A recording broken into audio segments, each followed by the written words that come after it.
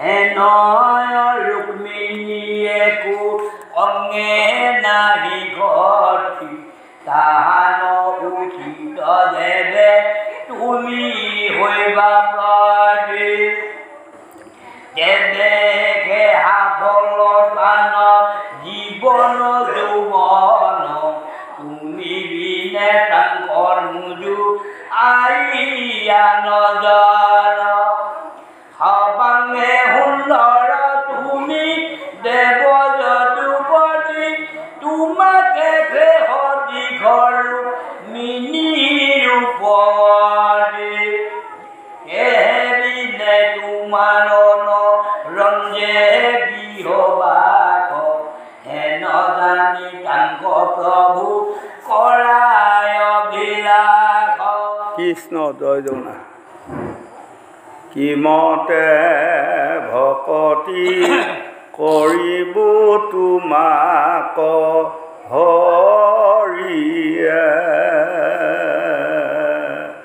মই মূঢ়মতি নজানো তাৰ উপায় ৰাম ৰাম মহাবলৱন্ত দুৰ্বাসনা ঘূৰ হৰিয়ে আমাৰ মন কওঁতে জিয়া দূৰে নযায় ৰাম ৰাম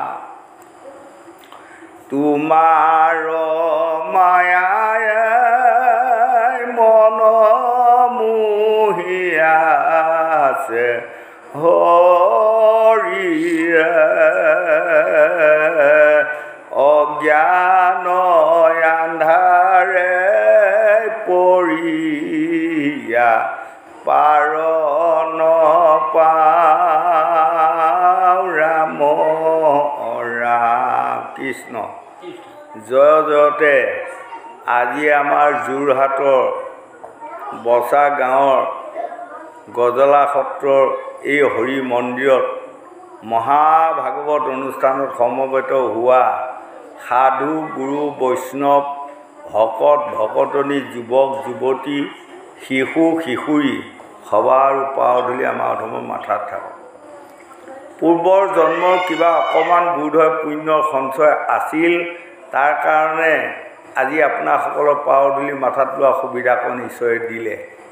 যিসকল সেৱকীয়ে আমাক আমন্ত্ৰণ কৰি আনি আপোনালোকৰ পাৱধূলি লোৱা সুবিধাকণ দিলে, সেইসকলক ঈশ্বৰে মংগল কৰক, মনৰ বাঞ্ছা পূৰ্ণ কৰক, আয়ুষত বিঘিনি শূন্য কৰক, ঐশ্বৰ্য বিভূতি প্ৰদান কৰক। আগলৈ এনেধৰণৰ মহা অনুষ্ঠান পাতি আমাৰ দৰে ভকতি দৰিদ্ৰ লোকসকলক ভক্তি তত্ত্বৰ জ্যোতি জ্ঞান দিয়ক বুলি মই ভগৱানৰ ওচৰত প্ৰাৰ্থনা কৰোঁ। আৰু লগতে যিসকল সেৱকীয়ে আজি এই ভকত বৈষ্ণৱৰ শুশ্ৰূষাৰ হেতু কিবা অনুদান কৰিছে, সেইসকলকে ঈশ্বৰে ঐশ্বৰ্য বিভূতি প্ৰদান কৰক। আগলৈ এনেধৰণৰ দান বৰঙণি অনুষ্ঠানত দিয়াৰ শক্তি সুবিধা জ্ঞান ভকতি দিয়ক, মই ভগৱানৰ ওচৰত প্ৰাৰ্থনা কৰিলোঁ। লগতে আজি দশম স্কন্ধত এই ৰুক্মিণী আখ্যানটো চলি আছে। ৰুক্মিণী হৰণৰ আখ্যানটোত আমি অধমে দুআষাৰি আপোনাসকলৰ মাজত কৈ যাম। আমাৰ অধমৰ জানি বা অজানিতে যদি কিবা আকপিচ হয়, আটাইকণ আপোনাসকলে শুধৰাই লৈ আমাৰ অধমকো দুটি ভাল জ্ঞান দিব বুলি সবাৰ ওচৰতে মোৰ প্ৰণিপাত থাকিল। এতিয়া আগমুহূৰ্তত ৰুক্মিণী গোটেই ৰূপটোৰ কথা বিৱৰি কৈ আছে। দেখিছেনে? কিনৈ অপৰূপ কইনা বৰ্ণন যায়, স্বৰ্গ মৰ্ত্য পাতালত হেন কইনা নাই। ৰুক্মিণী দেৱী ইমান সুন্দৰ,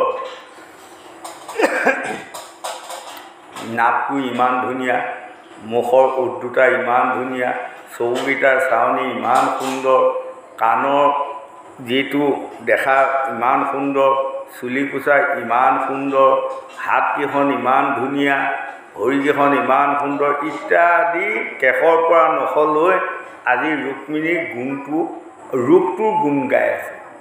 হয়, কিন্তু ৰূপটোৰ গুণ গোৱাৰ লগতে গুণৰো গুণটো আমি তাক পৰিচালনা কৰিব লাগিব।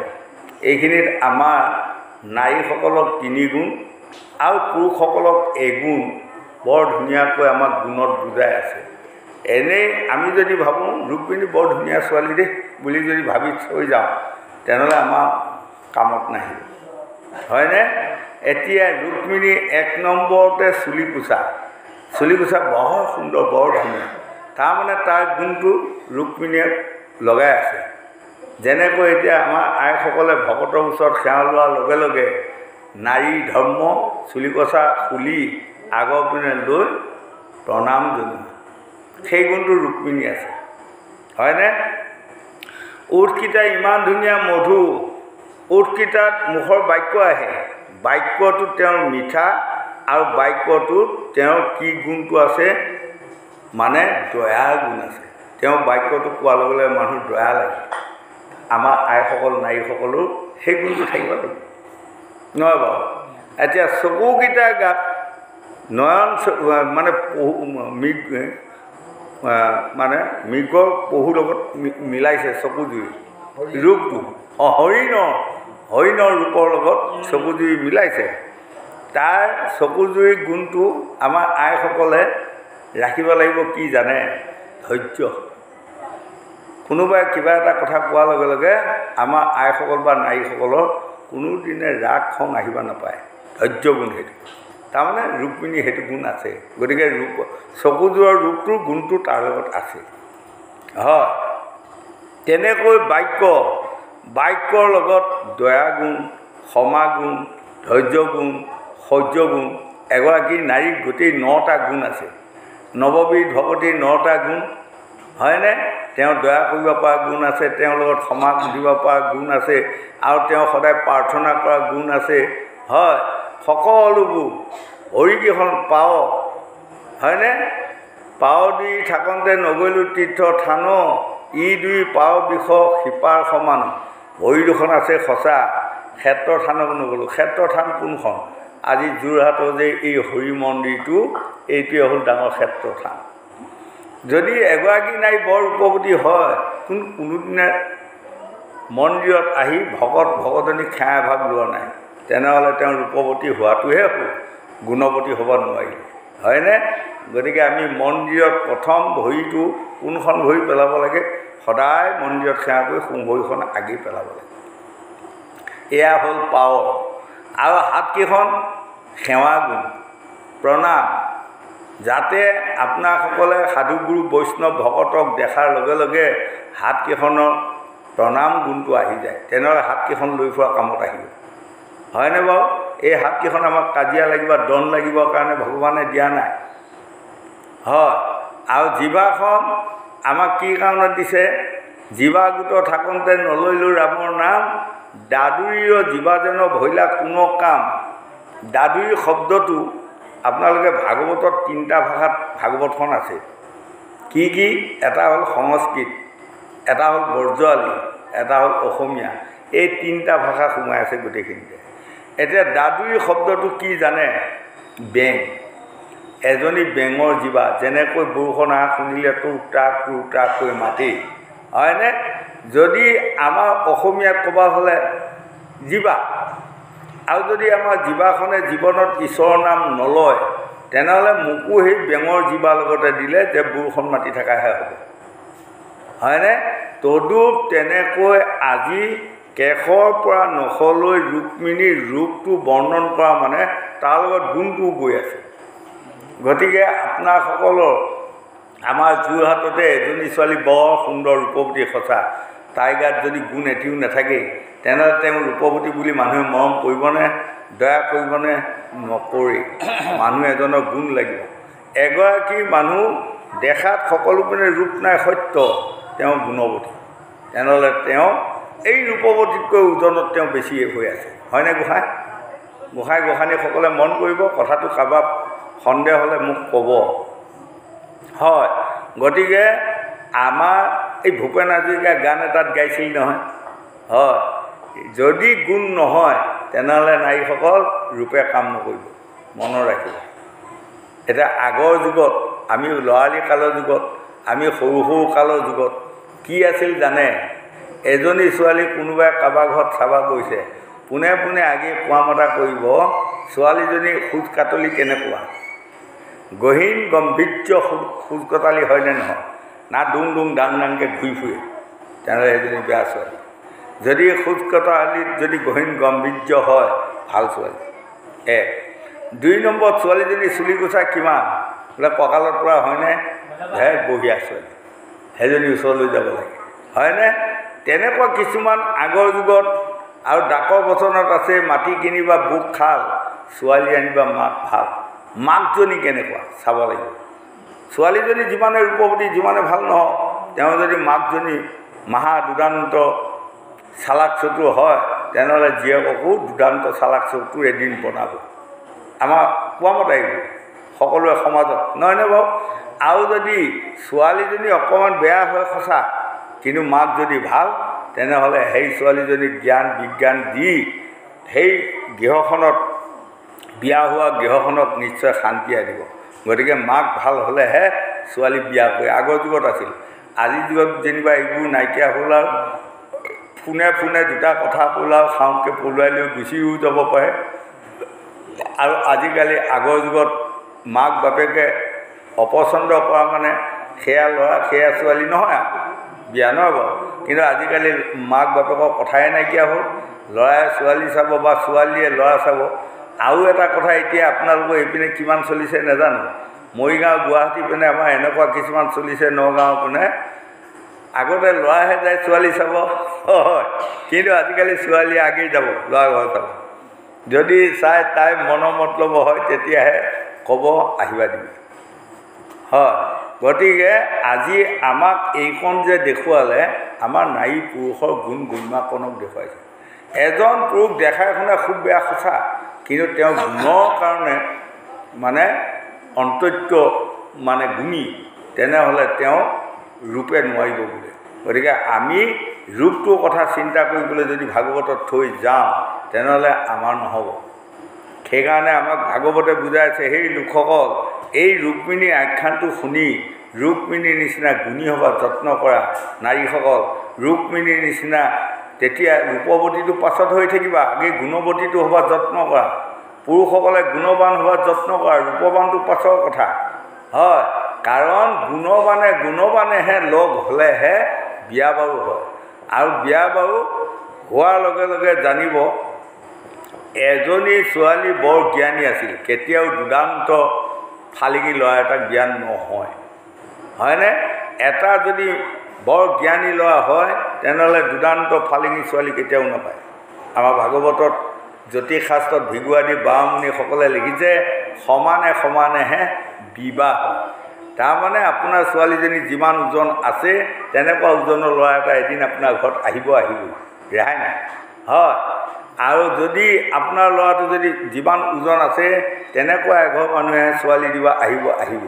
গতিকে 1 নম্বৰতে আমাৰ ছোৱালীসকল, 1 নম্বৰতে ল'ৰাসকল, আপোনালোকে গুণী হ'বৰ যত্ন কৰক। যদি গুণী হয়, তেতিয়া আপোনালোকৰ বিয়া বাৰুৰ ক্ষেত্ৰত, বিয়া বাৰু হোৱাৰ পাছত আপোনাৰসকলে ভকতি কৰি এই পৃথিৱীখনত শান্তি লাভ কৰিব পাৰিব। ঘোষাত মাধৱদেৱে লেখা নাই, অপ্ৰকৃতি পুৰুষ দুয়ো নিৰতা মাধৱ, সমস্তৰে আত্মা হৰি পৰম বান্ধৱ। প্ৰকৃতি পুৰুষ দুয়ো হয়বা একমতি, তেবে শেষি জীৱ জানা হৰিত ভকতি। স্বামী আৰু পত্নী এইখন সংসাৰত যেতিয়া এক হ'ব, সেইসকলৰ ভকতিও সিজিব আৰু সেইসকলে এইখন পৃথিৱীত শান্তিও পাব। যেতিয়ালৈ স্বামী আৰু পত্নী আনমিল হ'ব, এইখন পৃথিৱীত তেওঁলোকে শান্তিও নাপায় আৰু তেওঁলোকে ভকতি কৰিবও নোৱাৰে।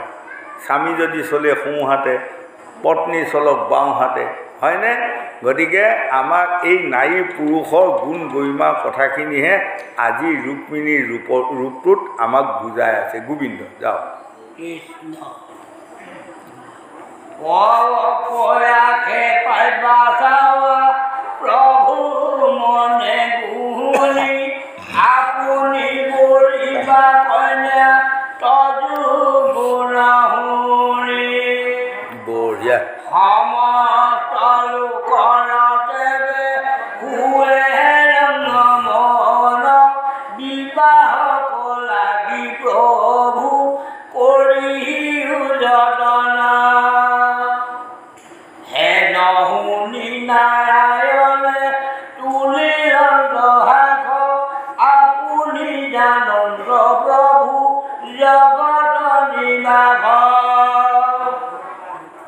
ভাল বুলি প্ৰশংসিয়া কৰন্ত উঠাস ৰুক্মিণীক পাইলে মই কৰিবু বিবাহ। এতিয়া আজি এই ব্ৰাহ্মণৰ কথা শুনি, ৰুক্মিণীৰ গুণ গৰিমা শুনি আজি পৰম প্ৰভু স্বয়ং নাৰায়ণ গোবিন্দ গোবিন্দ গোবিন্দ গোবিন্দ গোবিন্দ ৰাম মুৰাৰী অনন্ত কোটি ব্ৰহ্মাণ্ডৰ হৰি অধিকাৰী, আজি অনন্ত কোটি ব্ৰহ্মাণ্ডৰ অধিকাৰী প্ৰভু ভগৱন্তে আজি স্বীকাৰ কৰিলে ৰুক্মিণীৰ যিমান গাত ৰূপ আছে তিমানখিনি গুণো আছে, গতিকে মই ৰুক্মিণীক বিবাহ কৰিম, হয়নে? গতিকে এইটো আমাক দেখুৱালে সেই লোকসকল। আমি যদি এটা ল'ৰা, আপোনাসকলে এদিন মই এজন মানুহক পাইছোঁ, কৈছে ল'ৰাটো ইমানখিনি বয়স হ'ল। মই তেতিয়া কৈছোঁ গোসাঁই বিয়া পাতক, আপোনাৰ ল'ৰাটোক বহুত দেৰি হৈ গ'লচোন। কৈছে আজি 6 বছৰ হ'ল বিচাৰি ফুৰিছোঁ, ভাল ছোৱালী এজনীয়ে পোৱা নাই। তেতিয়া মই মানুহজনক সুধিলোঁ, প্ৰভু আপুনি 6 বছৰ হ'ল ছোৱালী এজনী পোৱা নাই, আপোনাৰ ল'ৰাটো কিমান ভাল? যিমান ভাল আপোনাৰ ল'ৰাটো সিমান ওজনৰ ছোৱালী এজনী বিচাৰক, কালিয়ে বিয়া হ'ব। তাৰমানে আপোনাৰ ল'ৰাটো যিমানখিনি ভাল ওজন আছে তাতকৈ 3 গুণ ওজনৰ ছোৱালী বিচাৰি ফুৰিছে, গতিকে আপোনাৰ খাপ খোৱা নাই, হয়নে? কেতিয়াবা কোনোবাই কয় মোৰ ছোৱালীজনী বয়স হৈ গ'ল, ভাল মানুহ পোৱা নাই, বিয়া দিব পৰা নাই। আপোনাৰ ছোৱালীজনী কিমান ভাল এইকণ কথা নিজে আগেই চিন্তা কৰিব, হয়? গতিকে আপোনাৰ ল'ৰাটো কোন কি আছে পাছত ওলাই পৰি গ'ল, গধূলি পৰ হ'লে মদ নাখালে নহয়, হয়? গতিকে যাত য'তে ভাল ছোৱালী এজনী চাবা যায়, জ্ঞানী ছোৱালী এজনী, তেওঁ কয় কি মদ খোৱা যদি মই গম পাওঁ মই সেয়াত বিয়া নকৰোঁ, নহয়নে? তুমি যদি ঘূৰ মদকি হোৱা তেনেহ'লে তুমিও বিচাৰি যোৱা যোৰহাটত বা ক'ৰবাত যদি এজনী ছোৱালী গলিপত মদ নহ'লে নহয়, মদ খায়, তাৰ ঘৰত যোৱা, তৎক্ষণাতে বিয়া হ'ব। ছোৱালীজনীয়ে ভালেহে পাব, মানুহজনে যদি মদ খায় মোৰো সদায় খাব পাৰিম আৰু বা বঢ়িয়া, নহয়নে? এটা ল'ৰা খুব জুৱা খেলত মানে আবদ্ধ হৈ থাকে, আৰু এজনী ছোৱালীয়ে য'ৰ পৰা নহওক কেৱল ধন লাগে, ধনৰ কাৰণে তাই মানে ব্যাকুল হৈ আছে। যেতিয়া কোনোবা এজনে ক'ব আমুকটো ল'ৰাই চাব বিচাৰিছে, কিন্তু ল'ৰাটো এটা গুণ আছে, কি? খুব জুৱা খেলি ফুৰে, তৎক্ষণাত সেই ছোৱালীজনী আনন্দ আহিব, নাই মই বিয়া সোমাব লাগিব, হয়নে? জুৱা খেলিলে একেদিনাই বহুত ধন পাওঁ, খাপ খাই যাব। গতিকে যিজনী ছোৱালীয়ে মদ বেয়া পায়, যিজনী ছোৱালীয়ে ফালিঙি বেয়া পায়, যিজনী ছোৱালীয়ে ঠগ প্ৰবঞ্চনা বেয়া পায়, তেনেহ'লে আপোনাৰ মদকি ল'ৰাটো কেনেকৈ আহিব কওক বাৰু? তেতিয়া গোটেইখিনি কথা কোৱাত যেনিবা মানুহজনে কৈছে গোসাঁই আপুনি কোৱা পইণ্টবোৰ সত্য। মোৰ সত্য হ'বই, মই শাস্ত্ৰ ভাগৱতৰ মতেহে কৈ আছোঁ কথাখিনি, মই সাজিবলৈ কোৱা কথা নহয়, হয়নে? এজন ল'ৰা যেতিয়া সকলো পিনে ভাল গুণে তাৰ ভৰপূৰ হৈ আছে, তেনেহ'লে আপুনি সেই ভাল গুণৰ ভৰপূৰ হৈ থকা ল'ৰাটোৰ কাৰণে ছোৱালী ইমান বিচাৰিবলগীয়া নাই, খাওঁকৈ পাব। তাৰমানে তাক ছোৱালী দিয়া মানুহ ধেৰ আছে। তদুপ আমাৰ এতিয়া ছোৱালীসকলেও নিজকে গাভৰু হোৱাৰ লগে লগে নিজকে ভাবক মই গুণী হ'ব লাগিব, জ্ঞানী হ'ব লাগিব, তেহে মোৰ ওচৰত ভাল গুণী জ্ঞানী ল'ৰা এটা আহিব। মই শিক্ষিত হ'ব লাগিব, তেহে শিক্ষিত ল'ৰা এটা মোৰ ওচৰলৈ আহিব, হয়নে? যদি আপোনাৰ ছোৱালীজনী 3বাৰ মেট্ৰিক ফেইল কৰি পৰি আছে, তেনেহ'লে গ্ৰেজুৱেট ল'ৰা এটাই আপোনাৰ ছোৱালীজনী বিয়া কৰিব বা চাকৰি কৰা ল'ৰা এটাই বিয়া কৰিব নেকি? নকৰি এই তদুপ আমাক মানে এই সংসাৰখনতহে ভাগৱতে 4 প্ৰকাৰ মিলাই আছে। প্ৰথম প্ৰকাৰটো এইকণ কথাকে গংগা পাৰত পৰীক্ষিত ৰজাই শুকদেৱক সোধাৰ কাৰণে শুকদেৱে আজি ৰুক্মিণী গুণ গৰিমাখিনি কথা গংগা পাৰত কৈ আছে, হয়নে? আৰু এইকণ কথাকে আমাক ভাগৱতে কৈছে, এই লোকসকল প্ৰত্যেকৰে নিজৰ দেহাটোত মিলাই ল'বা, হয়, দেহাটোতে ৰূপৱান ৰূপৱতী আটাইখিনি কথা সোমাই আছে। আকৌ তৃতীয় প্ৰকাৰে আমাক বুজাই আছে ভাৰ্যা পুত্ৰ ল'ৰা ছোৱালী সংসাৰখনৰ মাজত। গতিকে ভাৰ্যা পুত্ৰ ল'ৰা ছোৱালী এই সংসাৰখনৰ মাজত যদি এখন গৃহত শান্তি আনিবলগীয়া হয়, তেনেহ'লে সেইখন গৃহত কি আহিব লাগিব? সেইখন গৃহত ৰাগ খং দম্ভ অহংকাৰ থাকিব নালাগিব, হয়নে? আৰু সেইখন গৃহত ধৈৰ্য সহ্য ক্ষমা দয়া সেইখন গৃহত থাকিব লাগিব। তেনেহ'লে সেইখন গৃহত সদায় শান্তি পাব। যিখন গৃহত 6টা ভাই ককাই বা 4টা ভাই ককাই আছেই, 4গৰাকী বোৱাৰী আছেই, গলিপথ যদি এটাই মদ খাই দম দম দাম দাম হুলস্থুল বেয়া বাক্য কৰি তাত কাজিয়া আহিলি, হয়নে? গতিকে আমি ভাগৱত শুনি উঠি অহা যুৱক যুৱতী প্ৰজন্মসকলক ভাগৱতৰ জৰিয়তে আমি অনুৰোধ কৰিছোঁ, সেই যুৱক যুৱতীসকল আপোনালোকে এই বেয়া জ্ঞানবোৰ নলৈ সদায় ভাল জ্ঞান আনক। যি জ্ঞানৰ কৰ্ম কৰিলে পিতৃ মাতৃয়ে ভাল পায়, গাঁৱৰ বয় বৃদ্ধ সাধুগুৰু বৈষ্ণৱ ভকতে ভাল পায়, সেইবোৰ জ্ঞানৰ কৰ্ম কৰিব বিচাৰক, হয়নে? আজি দেশখনত মন কৰিব, দেশখনৰ শতকৰা প্ৰায় 40% মানে অকণমান বেয়া লাইনত গৈ আছে, কেৱল মদ বা নাৰী কেলেংকাৰ ইত্যাদি। এইবোৰ দেখি আপোনাসকল এটা ঘৃণা কৰক অন্তৰতে, ল'ৰা ছোৱালীসকল ঘৃণা কৰক। এইবোৰ কামত গ'লে আমাক পিতৃ মাতৃয়ে নিন্দা কৰিব, সমাজে ঘৃণা কৰিব, হয়নে? সাধুগুৰু বৈষ্ণৱ ভকতে সমালোচনা কৰিব। গতিকে আমি বেয়া গুণবোৰ ত্যাগ দি সদায় ভাল গুণ আনিম, তেনেহ'লে আমাৰ কামত আহিব। এইকণ কথা আজি কৃষ্ণ আৰু ৰুক্মিণীৰ গুণ মানে গংগাৰ পাৰত পৰীক্ষিত ৰজাক বুজোৱা মানে আমাক বুজাই আছে। আমি ডেৰমাহ যদি চাওঁ, আমি প্ৰত্যেকে একোটি একোটি ৰজা পৰীক্ষিত। সেই লোকসকল পৰীক্ষিত ৰজাকো 7 দিনৰ ভিতৰত তক্ষকনাগে দংশন কৰিলে, আৰু আমাকো এই 7টা বাৰৰ ভিতৰতে কোনোবা এটা বাৰে তক্ষকনাগটোৱে দংশন কৰিব, ৰেহাই নাই, হয়নে? কাৰোবাক যেনিবা বুধবাৰে, কাৰোবাক বৃহস্পতিবাৰে, কাৰোবাক শুক্ৰবাৰে, যেনে তেনে 7টা বাৰৰ ভিতৰতে আমি সকলোৱে মৃত্যু হ'ব লাগিব। এই পৃথিৱীখন কাৰো পৈতৃক সম্পত্তি নহয়। গতিকে আমি জীয়াই থকা দিনকেইটা ভাল কৰ্ম কৰি মৰি গ'লে নিশ্চয় আমাৰ ভাল গুণ এটা ৰাইজে প্ৰচাৰ কৰিব, নহয়নে? আজি আপোনালোকৰ যোৰহাটত যদি এজন মানুহ মৃত্যু হোৱাৰ পাছত তেওঁ গুণী জ্ঞানী আছিল, তেনেহ'লে তাৰ পাছত দিনৰ পৰা সকলোৱে আলোচনা কৰিব, বাহ বঢ়িয়া মানুহজন ঢুকাল দেই, বঢ়িয়া। তেনে ভাল ভাল বুলি কোৱাৰ লগে লগে তেওঁ সদায় আত্মাত গতি দিব বা ভাল থানত ঠাই পাব। আৰু এজন মানুহ মৰাৰ লগে লগে যদি সকলোৱে বেয়া বেয়া বেয়া বেয়া বুলি সমালোচনা কৰে, সেইজন মানুহ নৰকত যাব। গতিকে যুৱক যুৱতী প্ৰজন্মসকলক আমি ভাগৱতৰ জৰিয়তে এইকণ বুজাই যাতে প্ৰত্যেকৰ গৃহবোৰ শান্তিক আহক, গাঁওবোৰ শান্তিক আহক, আৰু আপোনাৰ ল'ৰাটো আপোনাৰ ছোৱালীজনীৰ কাৰণে যাতে দেশৰো এটা সুনাম ক'ৰবাৰ পৰা কঢ়িয়াই আনক, এয়াহে আজি ৰুক্মিণী হৰণৰ আখ্যানটোত আমাক বুজাই আছে গোবিন্দ। ওহি বুলি গম্ভীৰেৰো হিলনাৰায়ণ, এহিৰি না ধৰি ৰুক্মিণীত হৈল মাৰা।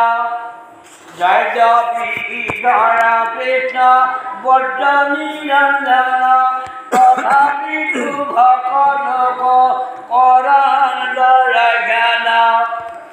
ৰুক্মিণীও কৰে আদি তাহাঁতে ভকতি, কেনমতে তাংক পাখো ৰিবে যদুপতি। বঢ়িয়া। ৰাতি নিদ্ৰা মাখে মুখে নুবুধন্ত ভাত, ৰুক্মিণী কস্মৰি চিত্ত কৰে উগ্ৰবাদ। কৈখানি লভিবু প্ৰিয়া ৰুক্মিণী সুন্দৰী, নোখোৱাই গৃহ মূৰ নাই প্ৰাণেশ্বৰী। লোকে যদি পুছে কেনে কৰা উত সূত্ৰপাত লাজে কিছু সিদ্ধান্তনে দহে যদুনাথ। এতিয়া এইটো কিমান ডাঙৰ কথা কৈছে দেখিছেনে? যিজন জগতৰ ঈশ্বৰ ভগৱন্ত সেইজনৰ জানো কিবা বস্তু আকাল আছে? কিন্তু সেইজনেও আকৌ ৰুক্মিণীৰ চিন্তাত তুলিলে ভাত পানী নোহোৱা হৈছে। ৰাতি টোপনি মাৰি খাই পালেও টোপনি নধৰা হৈছে, কেৱল ৰুক্মিণীৰ কথা মনত পৰি আছে। কিহৰ কাৰণে জানে? ভকতি। ৰুক্মিণী ইমান ভকতিত সন্তুষ্ট হৈ প্ৰভু ভগৱন্ত আজি তেওঁৰ প্ৰতি দয়া আহিছে। গতিকে আমাক কৈছে এই লোকসকল ভক্তি তত্ত্ব ভক্তি ধৰ্ম ভক্তি জানা খাৰ, ভক্তি বিনে নৰলোকৰ নাহিকে নিস্তাৰ, স্বধৰ্ম পৰিত্যাজ্যং পৰধৰ্ম ভয়াবহং। হয়নে? আমাৰ মনুষ্যৰ স্বধৰ্মটোৱে হ'ল আমি ভকতি কৰিব লাগিব। কাৰণ আই গৰ্ভতে আমি 3বাৰ শপত গ্ৰহণ কৰি থৈ আহিছোঁ আমি ভকতি কৰিম। যেতিয়া মই বা আপুনি তেওঁ বা তেখেতে আই গৰ্ভত আমি জ্বালা যন্ত্ৰণা খাই বহুত দুখত ভগৱন্তক প্ৰাৰ্থনা কৰি আছোঁ, ধুমধাম এই কাৰাগাৰটোকে মোক উলিয়াই দিয়ক। তেতিয়া ভগৱন্তে কৈছিলে তুমি ইয়াৰ পৰা যাই মোৰ নাম ল'ব পাৰিবা। তেতিয়া কিন্তু মই 3বাৰ শপত গ্ৰহণ কৰিছোঁ। হয়নে? আপোনাৰ নাম ল'ম। 3 সত্য খাই মই ভাৰতে আখিলোঁ, মায়াৰ মাধুৰী পাই সবে পাহৰিলোঁ। 3বাৰ শপত গ্ৰহণ কৰি আহি এই ভাৰতত অহাৰ লগে লগে মায়াৰ মাধুৰীটো পাই চব কথা বাদ দিলোঁ। মায়া লাগে, কেৱল ধন লাগে, নাৰী লাগে, ধান লাগে, হয় স্বামী লাগে ইত্যাদি মায়া। প্ৰথমতে বন্দী হলোঁ মাতৃতন খাই, দ্বিতীয়ত বন্দী হলোঁ ভাৰ্যাসংগ পাই, তৃতীয়ত 3ডালে আচন্তমে ৰাই, হৰিহেন বস্তু বুলি নজানিলোঁ মৰি। 3ডালে কিহে মেৰিয়াই ল'লে আমাক? সত ৰজ তম 3টা গুণে আমাক মেৰিয়াই ল'লে। মেৰিয়াই লোৱাৰ পাছত হৰিক যে আমি ভজিব লাগে এই কথাটো পাহৰি গ'ল। চতুৰ্থত চতুৰ্বৰ্গ আয়ু ভৰিলা হীন, পঞ্চমত কৰ্মতেজী যাব ভৰিলা দিন। চতুৰ্থত চতুৰ্বৰ্গ মানে কি জানে? মই বা আপুনি তেওঁ বা তেখেতে গৰ্ভত এই থকাৰ সময়ত প্ৰভু ভগৱন্তে আমাক বান্ধি দিছিলে 4টা সুখী ধৰ্ম। তুমি এই 4টা ধৰ্ম সুখী কোনোদিনে নেৰিবা। সেই ধৰ্ম সুখীকেইটাৰ নাম কি? ধৈৰ্য, শৌৰ্য, ক্ষমা, দয়া। কিন্তু আমি ইয়াত অহাৰ লগে লগে এই 4টা যে ধৰ্ম সুখী ৰাখিব লাগে নাই, মাত্ৰ কোনোবাই কিবা এটা ক'লেই কাজিয়া লাগিব যাব লাগে, ধৈৰ্যই নাই। হয়নে?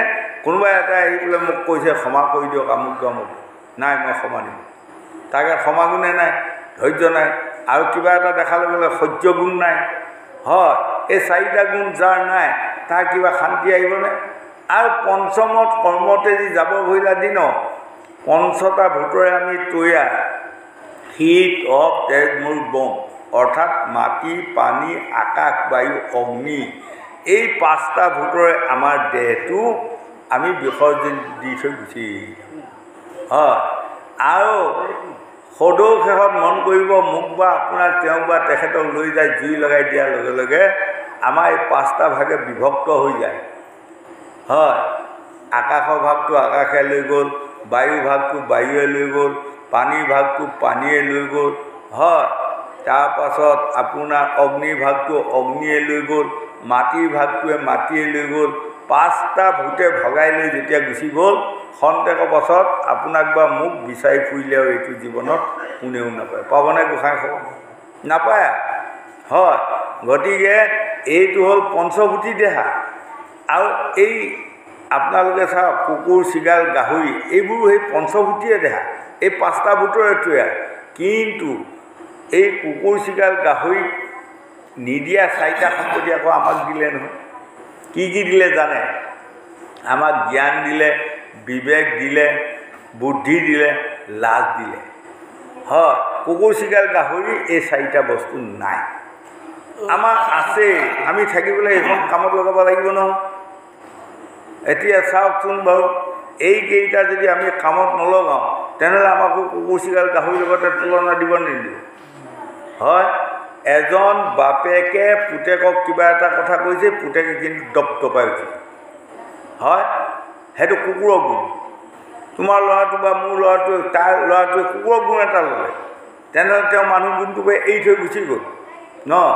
এটা সংবিধান প্ৰথম এই ভাগৱত স্বয়ং নাৰায়ণৰ মুখৰ পৰা অহাৰ লগে লগে ইয়াত এখন সংবিধান আছে ৰাজনীতি ধৰ্মনীতি শিক্ষানীতি অৰ্থনীতি সমাজনীতি ইয়াত বনাইছিল তাৰমানে মই আমুকাৰ পুতেক যদি মই আমুকাৰ পুতেক হওঁ আমুকাক মই মানিব লাগিব যিজনে বাপেকৰ কথা পুতেকে নামানে এয়া মানে নীতিভংগ হয়নে নহয় কওক এজনী ছোৱালী জন্ম লোৱাৰ পৰা মাক বাপেকৰ কথা মানি চলাটো নীতি আৰু তেওঁ যদি পিতৃ মাতৃ বাক্য বচনত নুশুনি অলৈ তলৈ যায় তেনেহ'লে নীতিভংগ হয়নে গতিকে খাদ্য সমস্যাও আমাক তেনেকৈ ভগাই দিছে আমাক কিছুমান সম্প্ৰদায় লৈ লৈ কিছুমান খাদ্য সমস্যা ভগাই দিছে আৰু সেই মৰ্মে যদি আমাৰ নীতিটো এই আন নীতিত খাদ্য সমস্যা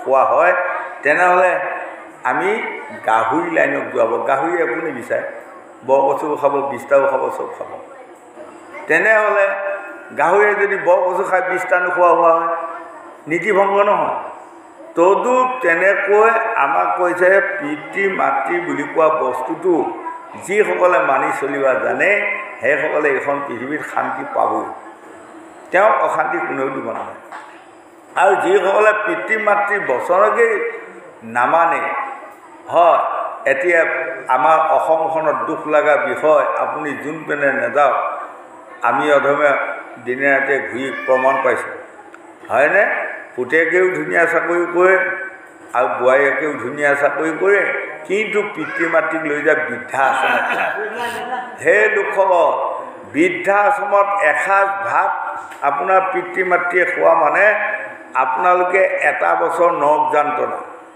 যদি 10 বছৰ বৃদ্ধাশ্ৰমত পিতৃ মাতৃ আছে সেই পুত্ৰ বোৱাৰীয়ে কিমান নৰকত থাকিব লাগিব তেওঁৰ বাহিৰে আপত্তি নাই আৰু তেওঁলোকে কুকুৰ চিগাল গাহৰিত জন্ম লোৱাৰ বাহিৰে অন্যত জন্ম নাপায় গতিকে পিতৃ মাতৃক যিসকলে অনাদৰ কৰি নিজৰ পত্নীক নিজৰ পুৰুষে যিসকলে অনাদৰ কৰি নিজৰ স্বামীক নিজৰ পত্নীয়ে যিসকলে অনাদৰ কৰি শহুৰ শাহুৰক যিসকলে অনাদৰ কৰি সেইসকলে এই মনুষ্যৰ জন্ম আৰু ঘূৰি পাম বুলি আপোনালোকে আশা নকৰিব 100 কোটি 200 কোটি জন্ম কুকুৰ চিগাল গাহৰি গৰ্ভত জন্ম লৈ 20টা বৰকচু খাই ফুৰোঁতে জন্ম যাব বুলি 4 বেদ 14 শাস্ত্ৰ 18 পুৰাণে আমাক বুজাই আছে গোবিন্দ